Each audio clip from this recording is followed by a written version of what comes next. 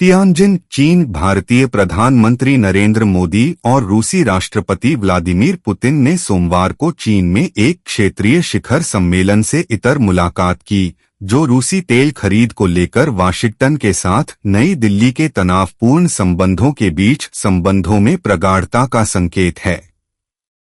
बंदरगाह शहर तियानजिन में शंघाई सहयोग संगठन की बैठक के महत्वपूर्ण सत्र में भाग लेने के बाद दोनों नेताओं ने बातचीत की, जहां क्षेत्रीय स्थिरता, द्विपक्षीय व्यापार और ऊर्जा सहयोग पर चर्चा हुई।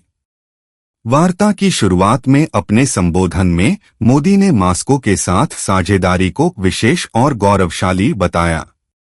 पुतिन ने मोदी को प्रिय मित्र कहा और भारत के साथ रूस के संबंधों को विशेष, मैत्रीपूर्ण और भरोसेमंद बताया। पुतिन ने कहा, रूस और भारत ने दशकों से विशेष संबंध बनाए रखे हैं। मैत्रीपूर्ण और भरोसेमंद, यही भविष्य में हमारे संबंधों के विकास की नींव है। उनके विदेश मामलों के सलाहकार यूरी उशाकोव के अनुसार पुतिन दिसंबर में 23वें भारत-रूस वार्षिक शिखर सम्मेलन के लिए भारत आने की योजना बना रहे हैं। हमारे व्हाट्सएप चैनल पर साइन अप करके ऐसी ही खबरों से अपडेट रहें। रिश्तों का प्रदर्शन। मोदी ने एससीओ बैठक में रूस और यूक्रेन के बीच संघर्ष को रोकने के उद्देश्य से की गई पहलों का स्वागत किया और हितधारकों से रचनात्मक रूप से आगे बढ़ने का आह्वान किया। मोदी ने कहा, इस संघर्ष को जल्द से जल्द समाप्त करने और स्थायी रूप से शांति स्थापित करने के लिए हमें कोई रास्ता निकालना होगा। यह पूरी मानवता का आह्वान है। पुतिन के साथ एक बड़ा प्रतिनिधिमंडल भी था, जिसमें शीर्ष सरकारी अधिकारी शामिल थे। रूसी सरकारी मीडिया ने बताया कि औपचारिक बैठक से पहले पुतिन और मोदी ने रूस में बनी एक लिमोजीन में लगभग 1 घंटे तक आमने सामने बातचीत की, जिसे पुतिन नियमित रूप से विदेश यात्राओं पर इस्तेमाल करते हैं। नेताओं के एक समूह फोटो के लिए कतार में लगने से कुछ क्षण पहले मोदी एक पुराने दोस्त की तरह उत्साह से पुतिन का हाथ थामे और अपनी विशिष्ट जोरदार हंसी में फूट पड़े। यह क्षण बेहद प्रभावशाली था क्योंकि पुतिन मुस्कुराए और हंसे, जबकि चीनी राष्ट्रपति शी जिनपिंग ने एक संयमित मुस्कान दी। सतर्क वार्ताकारों से घिरे तीनों लोगों ने कुछ सेकंड तक उत्साहपूर्वक बातचीत की। मोदी और पुतिन के बीच सोमवार की द्विपक्षीय बैठक इसलिए और भी महत्वपूर्ण हो गई क्योंकि इससे कुछ दिन पहले ही अमेरिकी राष्ट्रपति डोनाल्ड ट्रंप ने भारतीय आयातों पर 25% अतिरिक्त शुल्क लगा दिया था, जिससे कुल शुल्क बढ़कर 50% हो गया। यह शुल्क भारत द्वारा लगातार रियायती दरों पर रूसी तेल खरीदने के जवाब में लगाया गया था। वाशिंगटन ने नई दिल्ली को रूसी कच्चा तेल खरीदने के खिलाफ बार बार चेतावनी दी है, जिसके बारे में उसने कहा है कि यह यूक्रेन युद्ध के वित्तपोषण के लिए मॉस्को के राजस्व को आंशिक रूप से बनाए रख रहा है। भारत ने अपने आयातों का बचाव करते हुए कहा है कि यह उसके 1.4 अरब लोगों की बढ़ती ऊर्जा जरूरतों को पूरा करने के लिए जरूरी है।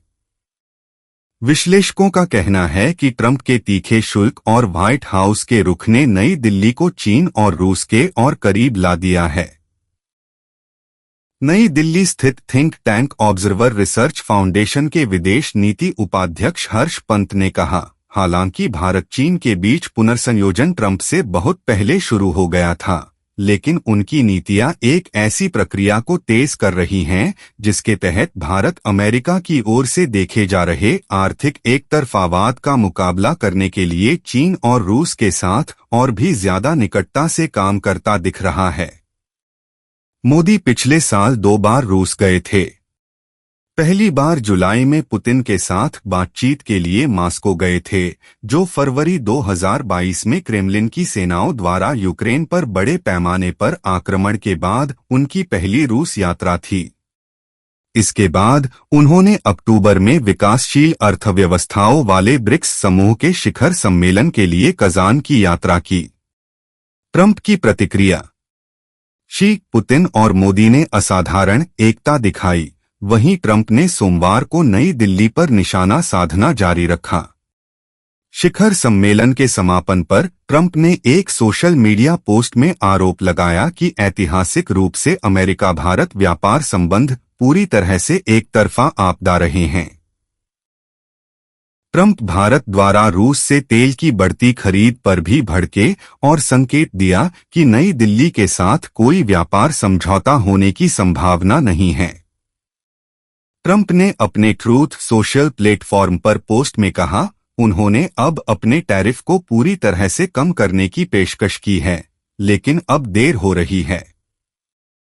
उन्हें ऐसा सालों पहले कर देना चाहिए था।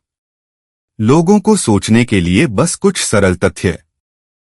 शीत युद्ध के बाद से ही रूस के भारत के साथ मजबूत संबंध रहे हैं और मॉस्को और यूक्रेन के बीच युद्ध के बाद से एक प्रमुख व्यापारिक साझेदार के रूप में नई दिल्ली का महत्व बढ़ गया है।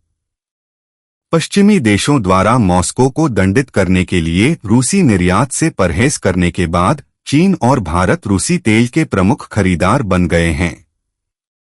भारत ऐतिहासिक रूप से अपना अधिकांश कच्चा तेल मध्य पूर्व से खरीदता रहा है, लेकिन चीन और अमेरिका के बाद दुनिया का तीसरा सबसे बड़ा कच्चा तेल आयातक अब रियायती दरों पर उपलब्ध रूसी तेल खरीदने लगा है। विश्लेषकों और भारतीय अधिकारियों के अनुसार अब भारत के कुल तेल आयात में रूस का योगदान लगभग 37% है।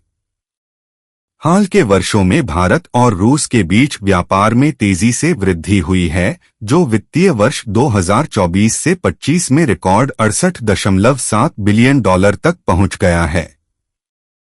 भारत सरकार के आंकड़ों के अनुसार रूस से आयात लगभग 64 बिलियन डॉलर और भारत से निर्यात लगभग 5 बिलियन डॉलर तक पहुंच गया है। दोनों देश 2030 तक व्यापार को 100 अरब डॉलर तक बढ़ाने की आकांक्षा रखते हैं।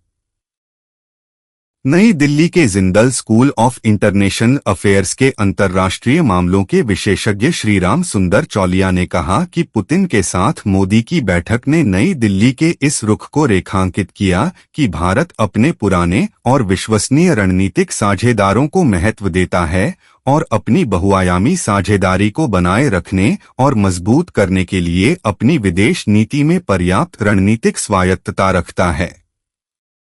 चौलिया ने कहा कि साथ ही भारत सरकार को उम्मीद है कि भारत और अमेरिका के बीच मौजूदा तनावपूर्ण स्थिति एक अस्थायी अपवाद है। चौलिया ने कहा, इसके बाद भारत अपनी बहुसंरेखण रणनीति के तहत खुशी खुशी रूसी केक खाने और अमेरिकी पाई खाने की ओर लौट सकता है।